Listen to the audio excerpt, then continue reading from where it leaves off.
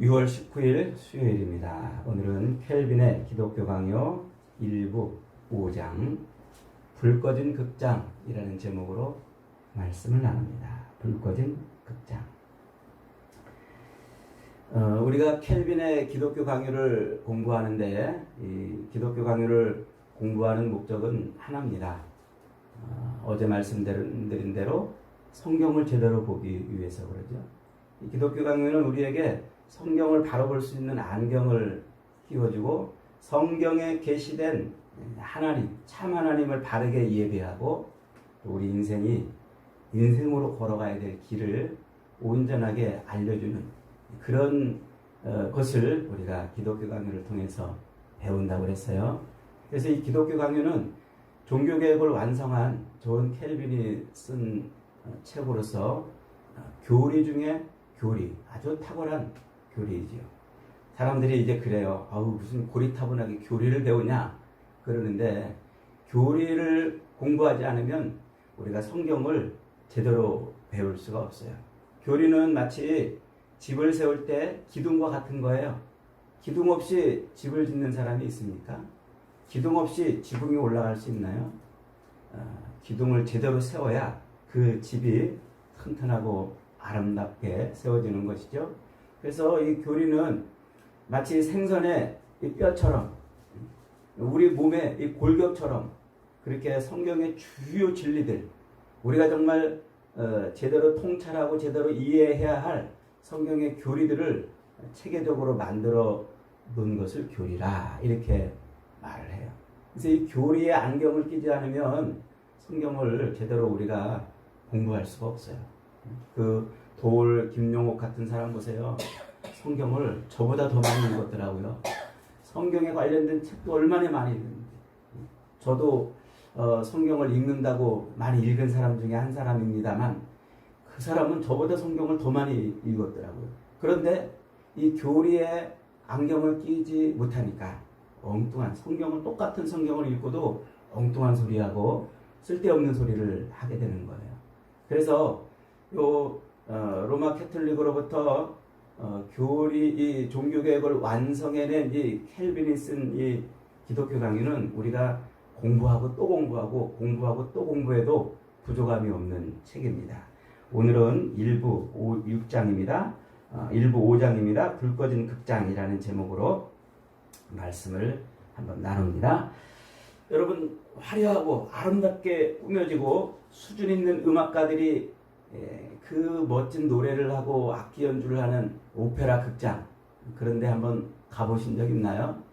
그 아름답고 화려한 무대가 장식되어 있고 또 수준 있는 음악가들이, 또 연주가들이 그렇게 노래하고 연극하는 그 멋진 극장도 불 꺼지면 소용이 없어요.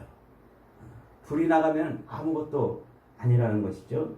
예전에 TV에서 이태리 그 아주 화려한 오페라 극장에 그 멋진 모습을 이렇게 공연을 하는데 갑자기 정전이 되는 것을 본 적이 있어요.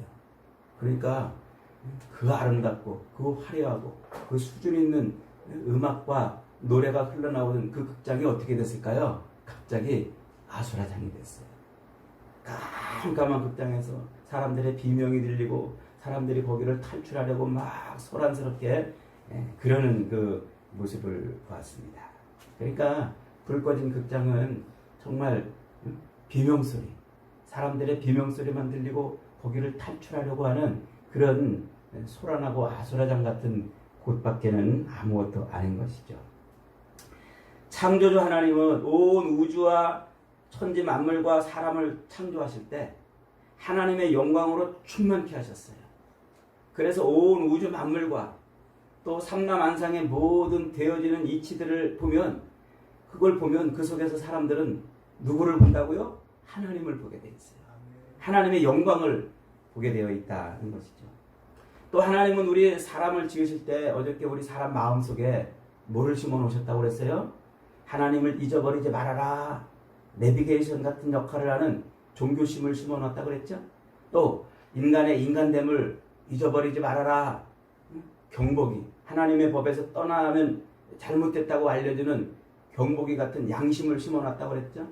그러니까 우리 인간의 그 삶을 가만히 들여다봐도 우리는 하나님의 영광을 볼 수밖에 없는 그런 존재들인 거예요.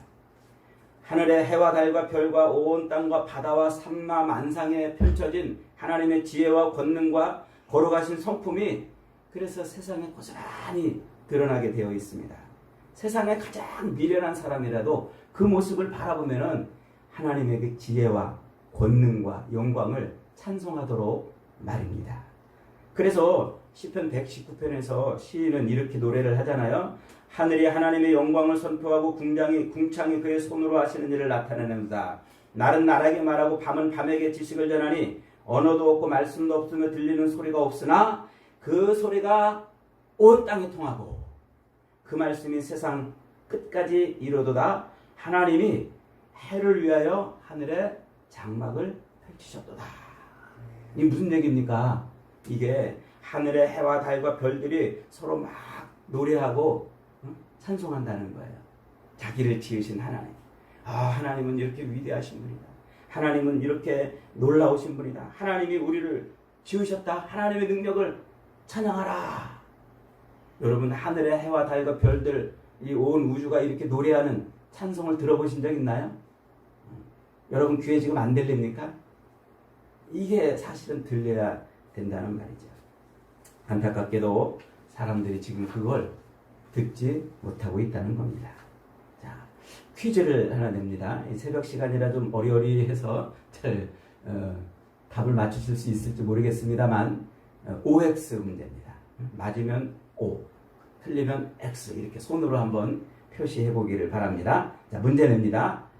사계절은 반드시 봄, 여름, 가을, 겨울, 봄, 여름, 가을, 겨울 꼭 이런 순서로만 오는 게 아니라 봄, 가을, 여름, 겨울, 봄, 겨울, 여름, 가을 이런 순서로도 온다. 맞습니까? 틀립니까? 맞으면 O, 틀리면 X. 답을 못 하십니다. 정답은 X죠. 사계절은 반드시 봄, 여름, 가을, 겨울, 봄, 여름, 가을, 겨울 요 순서대로 오게 돼 있어요. 봄이 왔다 겨울이 오고 가을이 왔다 여름이 오고 이런 순서로 오지 않습니다. 왜 그럴까요? 성경에 기록이 돼 있어요. 창세기 8장 22절에 보면 땅이 있을 동안에는 심음과 거둠과 추위와 더위와 여름과 겨울과 밤과 낮이 쉬지 아니하리라. 하나님이 여기서 약속하셨어요. 뭐를요? 규칙적으로 세상이 그렇게 돌아가리라. 그래서 봄이 온 다음에 여름이 오고 그 다음에 가을이 오고 겨울이 오는 것이지 봄이 왔다 겨울이 오고 여름이 왔다 가을이 오고 이러지 않는다는 것이에요. 봄에 곡식을 심어서 이제 잘 자라게 여름이 와야 되는데 갑자기 겨울이 와가지고 곡식을 얼어 죽게 하지 않으신다는 거예요. 하나님이 그렇게 하시겠다는 거예요. 어떨 동안 땅이 있을 동안 하나님이 그렇게 세상 모든 만물을 규칙 있게 움직이게 하시겠다. 그러는 거예요. 그런데 어떤 사람들은 이 세상 이 봄, 여름, 가을, 겨울이 오고 낮과 밤이 오고 이렇게 오는 이것을 우연히 그렇게 된다. 이렇게 말하는 사람들이 있어요. 또 잘은 모르지만 그냥 어쩌다 그렇게 된 거다. 그냥 자연 스스로 그렇게 된 거다. 이렇게 말하는 사람들이 있습니다. 그러나 봄, 여름, 가을, 겨울은 하나님이 그 옛날 노아에게 약속하셨던 그 약속대로 하나님이 움직이시고 있는 것입니다. 계절의 변화는 하나님의 그 신실하신 약속 때문에 계절의 변화가 있는 것이고, 그리고 낮과 밤이 이렇게 계속 반복되는 이런 일들은 하나님의 그 약속을 우리로 생각나게 하는 거예요. 그래서 낮에 가고 밤이 또 오고 또 해가 뜨고 지는 이런 것들을 보면서 우리는 뭘 생각하라고요? 하나님이 지금 살아계시구나. 하나님이 지금도 신실하시게 약속을 붙들고 계시구나. 하나님이 지금도 우리를 사랑하시는구나. 이걸 알아 먹으라.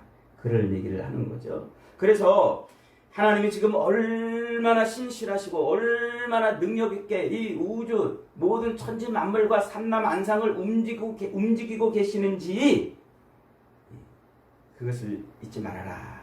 이렇게 말해요. 그 세상 모든 만물을 움직이는 그 모든 것을 하나님이 섭리하신다. 이렇게 표현합니다. 섭리하신다. 또 하나님은 그렇게 이 우주와 천지 만물과 삼라만상의 현상을 통해서만 하나님을 드러내신 것이 아니고 세상 모든 역사를 통해서도 하나님을 드러내셨어요. 하나님이 살아계심을요. 세상 역사 속에 수많은 나라들이 흥하기도 하고 망하기도 하고 그 역사 속에 흥한 나라의 통치자들이 세워지기도 하고 패해지기도 하는 이 모든 것이 우연히 어쩌다 된 것이 아니라 누가 하시는 것이라고요? 하나님이 하시는 것이란 말이에요. 애굽을 세워서 야곱의 후손들을 그 애굽 품에 넣어서 큰 민족으로 만들어내신 분도 하나님이십니다. 바벨론을 세워서 예루살렘을 멸망케 하신 것도 하나님이십니다. 알렉산더 대왕을 세워서 온 세상을 헬라의 나라로 만드신 것도 하나님이십니다. 로마를 세워서 하필이면 그때 로마의 사용법인 십자가로 예수님을 죽게 하신 것도 하나님이십니다. 로마로 하여금 예루살렘 성을 완전히 회파시켜 무너뜨리신 분도 하나님이십니다. 세상의 모든 되어지는 일들이 다 우연히 되어지는 게 아니라 어쩌다 일어나는 것이 아니라 누가 하신다고요? 하나님, 살아계신 하나님이 하시는 것입니다. 그래서 세상에 있는 모든 일들, 심지어 전쟁까지도 하나님의 손에 있다고 성경이 증언하고 있지 않습니까? 1, 2차 세계대전도 우리나라의 8.15 해방도 한 나라의 대통령을 세우고 또 패하는 것도 이게 다 하나님이 작정하시고 하나님이 마음대로 하시는 일입니다. 우리 땅에 김일성이나 김정인 같은 악한 지도자를 세우신 것도 회개하지 않는 우리나라를 벌주시려고 하나님이 작정하신 것입니다. 푸틴이나 시진핑이나 바이든이나 트럼프 등 이런 수많은 나라의 지도자들이 서고 패해지는 것도 이게 다 누가 하는 거라고요? 하나님이 하시는 것이라고요. 왜요? 하나님이 하고 싶은 일이 있어서 그렇게 주무르시는 거예요. 오직 하나님 마음대로 하나님이 하고 싶은 일이 있어서 세상 역사를 그렇게 펼쳐 주물러 가시는 겁니다. 하나님은 어떤 영웅이나 어떤 호걸이라도 자기 마음대로 역사를 주물러 가지 못하게 하세요. 하나님이 하고 싶은 일이 있어서 펼쳐가는 것이. 그래서 시줄과 날줄을 통해서 얽히고 설켜서 한 폭의 천이 만들어지듯 시간과 공간과 그 속에 수많은 사람들을 퍼즐 조각처럼 세워놔서 하나님의 역사를 만들어 가시는 거예요. 하나님의 살아계심. 그것을 역사를 섭리하신다. 역시 섭리라는 말로 표현을 하는 겁니다. 이렇게 하나님은 온 우주 만물을 창조하셨을 뿐만 아니라 창조하신 세계를 뭐 하신다고요? 다스리신다. 그 사실을 섭리라는 말로 요약을 하는 거예요. 그래서 하나님은 천지 만물 삼라만상을 보존하시고 다스리시는 섭리를 하시는 거예요. 물의 경계를 정하시고 별들의 운행을 붙드시며 계절을 주장하시고 일자와 연한을 다스리시며 거기에 있는 모든 만물을 먹여 살리시고 그렇게 주물러 가시는 것이죠. 또 하나는 우리 사람의 역사를 하나님이 주물러 가시는 것입니다. 악인을 벌주시고 선인을 상주시고 끝내 죄인들을 구원하시는 하나님의 역사를 이루시려고 하나님은 지금도 그렇게 시줄과 날줄처럼 얽히고 설켜서 세상의 역사를 펼쳐가는 것이죠. 이처럼 하나님은 최선의 방법으로 가장 탁월한 지혜와 권능으로 세상의 모든 일들을 하나도 빠짐없이 주관하고 다스리시는 거예요. 이 하나님의 섭리는 인간의 가장 사소한 일이라도 영향을 미치고 가장 악한 악인이 하는 일이라도 하나님의 작정 가운데 있는 거예요. 악인은 자기 욕망과 정욕을 채우려고 몸부림치며 일을 하지만 그러나 하나님은 그 악인의 욕망과 정욕을 채우려고 몸부림치는 그 일을 통해서 하나님의 일을 해가십니다. 그래서 하나님은 세상 모든 역사를 주관하신다고 그러시는 거예요. 요셉의 형들이 요셉을 팔아먹을 때도 그리하셨고 예수님이 십자가를 짊어지고 매달릴 때도 그 십자가를 세우기 위해서 몸부림쳤던 그 모든 악한 사람들의 그런 일들도 다 하나님의 작전 가운데 있는 것이죠. 우리 눈에는 다만 그것이 정치적으로 보이고, 우리 눈에는 그것이 경제적으로 보이고, 우리 눈에는 사회적으로 보이고, 우리 눈에는 어쩌다가 우연히 그렇게 보이지만 이건 다 하나님이 주물러 가시는 일이에요. 여러분 믿으시길 바랍니다. 세상의 모든 일들은 어쩌다가 되어지는 일이 없는 줄 믿으시기 바랍니다. 세상의 모든 일들은 우연히 되는 일이 없는 줄 믿으시기 바랍니다. 우리가 어느 곳에 가서 무슨 일을 하든지 말이죠. 이 모든 것은 다 하나님의 뭐 안에 있다? 섭리. 하나님의 주무르시는 섭리 안에 있다.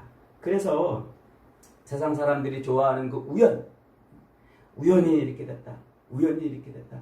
그 우연이라는 것을 하나님은 배제하시고 인간의 사상과 철학에서 나온 그 기계적인 인과론과 결정론 등 이 허망한 모든 사상과 철학을 배격을 하시는 거예요. 하나님의 뜻만이 세상에 펼쳐지도록 말이죠. 하나님의 섭리는 여기서 그치지 않습니다. 인간의 몸속에도 하나님의 섭리가 담겨 있어요. 여러분 우리 인간의 몸을 가만히 들여다보세요. 저는 언젠가 거울을 보고 깜짝 놀란 적이 있어요. 제 이 잘생긴 얼굴을 보고 놀란 게 아니라 이 눈을 보고서 야, 이 눈이 이렇게 신비하게 생겼나. 언젠가 이게 손가락에 많은 상처가 있는데 그 상처를 보고도 야, 하나님의 신비하심을 본 적이 있습니다. 여러분 현대의 로봇 기술이 이렇게 발달했는데도요, 이 사람의 손가락만큼 정밀한 로봇을 못 만들지 않습니까? 그래서 이 사람이 만든 로봇은 애기 기저귀를 못 갈아준대요. 오직 사람만이 할 수 있다는 것 아닙니까? 그런데 사람의 몸은 이 겉으로 보여지는 이 모습보다도 훨씬 더 정교하고 복잡하게 작동을 합니다. 여러분 보세요. 우리가 음식물을 입에다 딱 넣고 씹는 순간 우리 몸에 있는 모든 소화기관들이 다 총출동해가지고 그 음식물을 소화를 시켜내지 않습니까? 씹는 순간 침이 나오고 침 속에 소화 효소액이 나오고 그 소화 효소를 만들려고 이 내장에서 우리 안에 있는 장기들이 열심히 활동하고, 그래서 그 음식물이 막 씹어져 가지고 윗속으로 이렇게 들어갈 때 우리 몸 안에 있는 모든 군인과 경찰 세포들이 다 동원돼 가지고 혹시 잘못된 게 들어오나 나쁜 게 들어오나 또 동원해서 또 청소도 하고 전쟁에서 막아내기도 하고 그런다지 않습니까? 그렇게 들어온 음식물을 소화시켜가지고 우리 몸의 각 영양분들을 뽑아내가지고 공급하는 그 일들이 얼마나 세밀합니까? 마지막 쓰레기를 청소할 때까지 얼마나 깨끗하게 그렇게 하나님이 일하게 하셨습니까? 그런데 거기에 더해 우리 사람 몸은요, 우주 만물이 가지지 못한 더 중요한 것을 가졌어요. 그게 뭘까요? 그게 바로 영혼입니다. 하나님은 우리 몸을 이 진흙덩어리로 내버려 두지 않고 또 짐승처럼 욕망과 욕심을 채우려고 몸부림치는 존재로 두지 아니하고 우리 몸 안에 영혼을 심어놓으셨어요. 하나님을 예배할 수 있는 영혼을 심어놓은 것이죠. 아리스토텔레스는 육체 없이는 영혼도 없다라는 이 희한한 말로 이 영혼의 존재를 부정하지 않았습니까? 우리 인간의 이 만물처럼 우리 인간은 정말 특별하고 특이한 존재지만, 그러나 우리 인간은 사실 알고 보면 별게 아니다. 이런 희한한 논리로, 그런 철학으로 아리스토텔레스는 인간의 영혼을 부정을 했습니다. 여러분, 그러나 세상의 이 모든 것보다도 탁월한 것은 하나님이 우리를 지으시고 우리 몸 안에 영혼을 넣으신 것인 줄 믿으시기 바랍니다. 하나님을 예배하는 존재로 만드시려고요. 이렇게 온 우주와 천지 만물과 삼라만상의 모든 세계와 역사와 사람 몸은 창조주 하나님의 위대하심을 보여주는 화려한 극장입니다. 하나님의 영광을 마음껏 노래하고 찬양하는 아름다운 극장인 것이죠. 그래서 세상 역사를 들여다봐도, 천지 만물 삼라만상의 운행의 이치를 봐도, 우리 사람들의 삶의 모습을 봐도 우리는 뭐 할 수밖에 없다고요? 하나님을 찬양할 수밖에 없습니다. 이 아름다운, 이 신비한, 이 놀라운 극장이 그러나 안타깝게도 불이 꺼져버렸어요. 무엇 때문에 꺼졌을까요? 죄 때문에 불이 꺼졌어요. 그래서 이제 수많은 사람들이 삼라만상의 이치를 보고도 하나님을 보지 못하는 거예요. 세상 역사가 돌아가는 걸 보고도 그 역사를 퍼즐조각 맞춰가듯 맞춰가시는 하나님을 보지 못하는 거예요. 자기 삶의 이 신비한 모습을 보고도 하나님을 보지 못하니까 아메바에서 원숭이에서 진화된 것이라고 이런 헛소리를 할 수밖에 없는 것이죠. 죄 때문에 이 화려한 극장이 불이 꺼져서 사람들은 하나님의 그 아름다움을 찬양하는 대신 이 깜깜한 곳에서 살려달라고 아우성치고 살려달라고 비명을 지르고 여기서 탈출하려고 그렇게 몸부림을 치는 것 아닙니까? 날마다 뜨거워지는 저 태양은 날마다 하나님을 찬양하고 날은 날에게 밤은 밤에게 하나님의 솜씨를 전하고 수많은 곳들이 다 하나님을 찬양하고 인류의 모든 역사가 하나님의 공의와 사랑을 증거하고 우리의 몸조차도 하나님 살아계신 것을 볼 수 있게 해놓으셨는데 죄 때문에 이 모든 것이 다 깜깜한 극장이 불 켜진 극장이 되어버렸어요. 그래서 이 아름다운 창조와 섭리의 이 아름다운 선한 하나님의 이 솜씨를 보지 못하니까 찬양하는 대신 감사하는 대신 우리 입에 쓰는 비명과 탄식이 흘러나오는 거예요. 여기서 탈출해 보겠다고 세상에 지혜 있는 자들이 그렇게 자기 지혜를 출동해서 세상에 이런저런 탈출 구조를 만들어 놓았지만 그 모든 것들은 허망한 신들이 되어버렸어요. 그래서 세상에 수많은 종교들이 나오고 수많은 종교들 신들이 나와서 세상은 오히려 더 아수라장 신들의 전쟁터 되어버린 것이죠. 여러분, 이 어두워진 세상, 이 불 꺼진 극장에서 사람들의 고통스러운 비명 대신 다시 온 우주 만물의 아름답고 화려한 찬양과 찬송을 다시 들으려면 어떻게 해야 될까요? 불이 다시 켜져야 됩니다. 환하게 다시 불이 켜져야 됩니다. 그 불이 뭘까요? 그것이 바로 성령의 불입니다. 성령 하나님이 우리 마음의 불을 탁 켜주시면 비로소 우리는 하나님의 이 화려한 무대, 하나님의 이 화려한 극장을 볼 수 있는 것입니다. 성령이 우리 마음속에 불을 켜준 사람은 이제 달을 보고도 하나님의 신비함을 노래할 수 있고 뜨거워지는 태양을 보고도 하나님을 찬양할 수 있는 것입니다. 하나님의 솜씨가 얼마나 큰지 매일 피고지는 꽃 한 송이를 보고도 노래할 수 있고 감사할 수 있는 거예요. 눈 뜨고 일어나 하루를 시작할 때 아무 한 것도 없는데 우리에게 이렇게 또 하루를 살게 하시는 그 하나님의 사랑을 감사할 수밖에 없는 것이죠.